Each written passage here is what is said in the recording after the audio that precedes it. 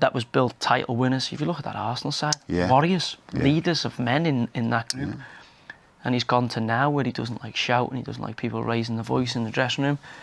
So he's gone for a different style, and I think Arsene's got himself in a position where there's no self-editing, so nobody going, hang on, what are you doing? I think he's got himself in a position now where he's like, well, I'm going to do this in spite of everybody else. I'm going to do it my way, and I'm not going to stop till I do it my way just to prove everybody wrong. But ultimately, he's getting further and further away from what is probably... I think if he wins the league, he'd quite happily go out on it. But he's getting further away from that.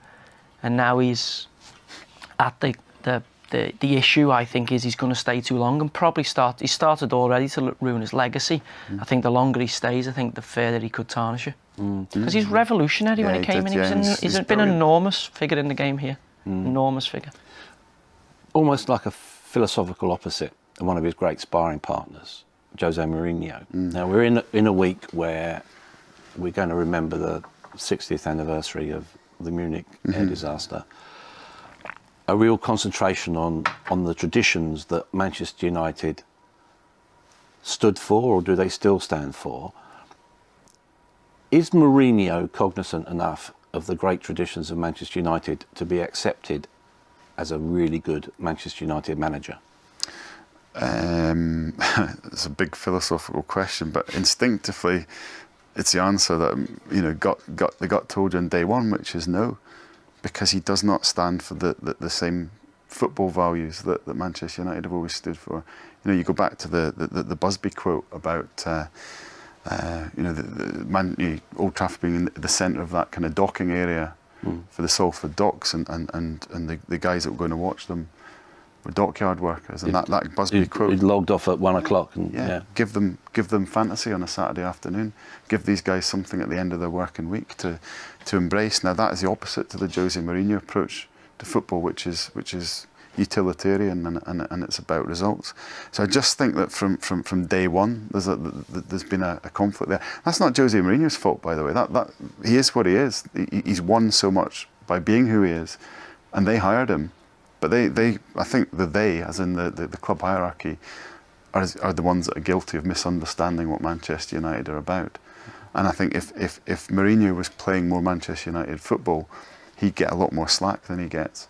But when results don't go right, because results is really all he's offering them, then there's a crisis almost every single time. It doesn't help when you look out your window and you see the blue side of Manchester, and they're getting results and playing with a panache and a style. Yeah. I can't believe Man United never did everything they possibly could to take Guardiola when he knew he was going to leave Bayern Munich, and they knew that Fergie had left. They should have done, because they'd steal a march on everybody. Surely they have.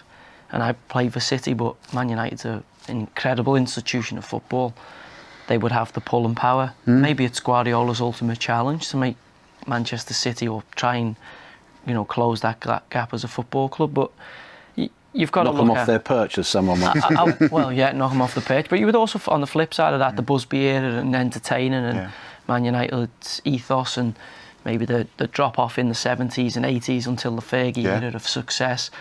Whereas now I go to Old Trafford and I don't see many dock workers from Salford in there. I don't. So people who are turning up now at Manchester City is second, third generation who are expecting to win, who have grown up with Man United in the 90s and the 2000s, winning trophies, and are now turning up saying, we're Man United, we want to win. They don't even know anything about Man United's tradition. So they got the court in between catering for that. I mean, Mourinho's come out, I think it's this morning, and said, about the fans in the stadium and the noise. Well, if you watch Man United away, and I think a lot of the away support is brilliant probably more the dock working generation of Salford, the hardcore. They sing and they're as good as fans as anyone in the country. You go to Old Trafford and you get the old Prod and Sarni brigade all coming in for a day visit. It's not the same noise. Yeah. Would you have liked to have played for Mourinho? I've had correspondence with Mourinho. I like Mourinho. I think he knows his strengths and his weaknesses. I think he can be, when he's good, he can be engaging, I think very entertaining character. When he gets Jose against the world, I think he can be difficult, but isn't that all of us? You know, when you're in a good mood, you're great to get on with and great to socialise with, and when you're in a bad mood, people will just lock you in the shed and not speak to you, switch the lights off on you. So, you know, you can't knock his trophies. He knows how to win, and I agree with John.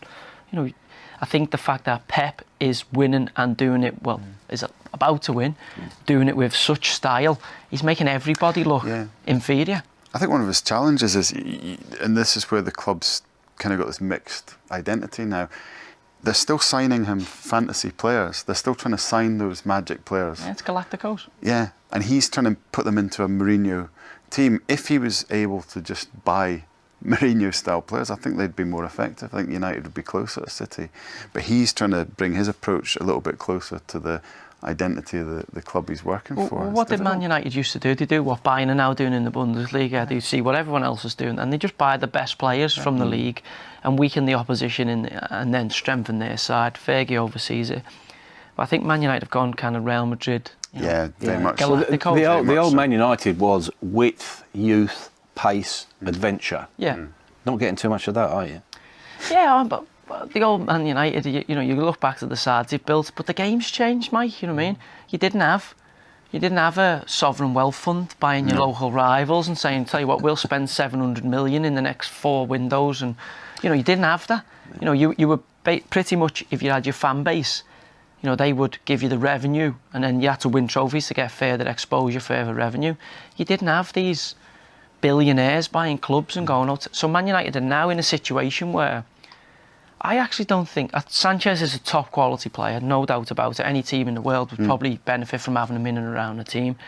But I actually don't think he's really for that team right now. Yeah. But they just couldn't afford anybody else to get him. So they're like, well, if we fell behind City and we've probably fell behind, you know, Real Madrid and, you know, the big European superpowers since Fergie left. We're trying to rebuild. So if somebody comes on the market like that, we've got to take him, because if we don't get him and they get him, City gets Sanchez, we're even further behind.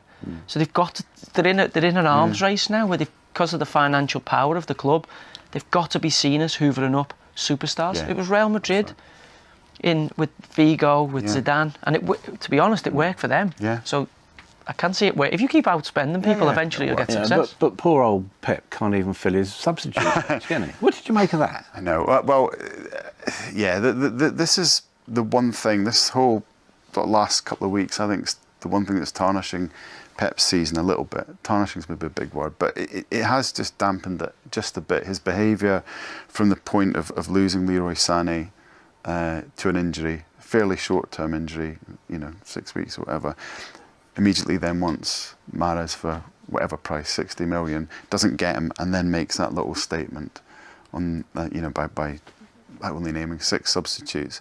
And I was listening to Steven Gerrard about this, and I totally agree with him that what he's doing with that kind of self-indulgent statement is he is denying a young footballer the chance to be on the bench for that game and the chance to enhance his own career and experience. It's probably not going to matter to the game and the result, that extra sub, but it's going to matter to one individual. There's symbolism in it, isn't there? Yeah, no, that's dreadful. You know, do you think that's a bit? No, I've heard everybody, Gary Neville, Steven Gerrard, everybody's outrage at it, and listen to Pep's rationale of it. Look, there's no doubt there's more subtle undertones to why he didn't do it, but you can only bring 3 subs on a Saturday. So realistically, you don't need 7 substitutes.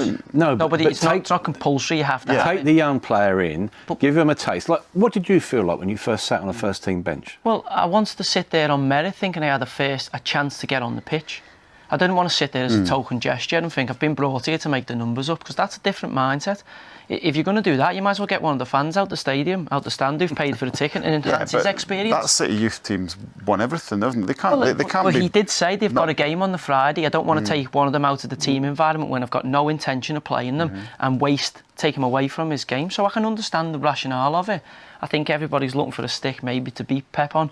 And as you know, I like to take sometimes a bit more perspective and sometimes the opposing view from everybody, which it's easy to say, you should have put someone on the bench. Listen, if there's somebody there on merit and he's considering bringing them on, or he thinks it's going to enhance his development, I think he's done it with young Phil Foden. I don't think he's averse to doing it. Does Pep make that decision if it hadn't come off the back of the transfer window?